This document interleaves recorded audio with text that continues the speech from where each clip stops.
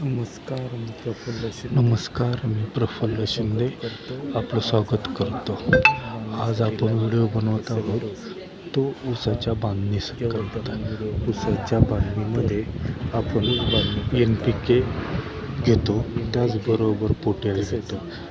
Potash बरोबर आपले SV ॲग्रोचे mister green हे खत वापरलं जातं. शेणखताला पर्याय म्हणून आपण SV ॲग्रोचे मिस्टर ग्रीन हे 40 किलोची बॅग आपण शेतकऱ्यांना रेकमेंड करतो. त्याचबरोबर SV फ्रुटर, मिस्टर मायक्रो जी पाणी झाल्यानंतर जे कॅन्टर, पाणी फिरेल त्या पाण्याला मिस्टर रायझो ड्रिपमधून SV59 आणि बेसल डोसमध्ये आपण SV59 तसेच त्याबरोबर शुगर बरी हे ॲप्लिकेशन आपण देतो. अशा मिक्स करून आपला बेसल डोस आहे. बेसल डोस टाकल्यानंतर आपल्या ऊसाची बांधणी करून घेतो.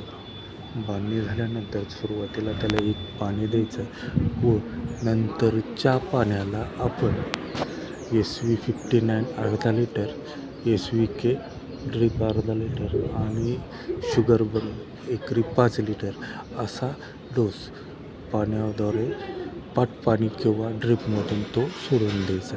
यामुळे आपण जे घातलेले रासायनिक आणि ऑर्गॅनिक खत हे अपटेक करण्याचे काम शुगरबन SV59 आणि ड्रिप करते. त्यामुळे आपल्या ऊसाच्या पेऱ्यातील अंतर वाढते व पेऱ्याची जाडी वाढते. यामुळे आपल्याला उत्पन्न तर जास्त निघतं, पण ऊसाची काळोखीही शेवटपर्यंत टिकून राहते. त्यामुळे अशा पद्धतीने जर ऊसाचा पाणीचा डोस केला तर अधिक फायदा ठरेल. धन्यवाद.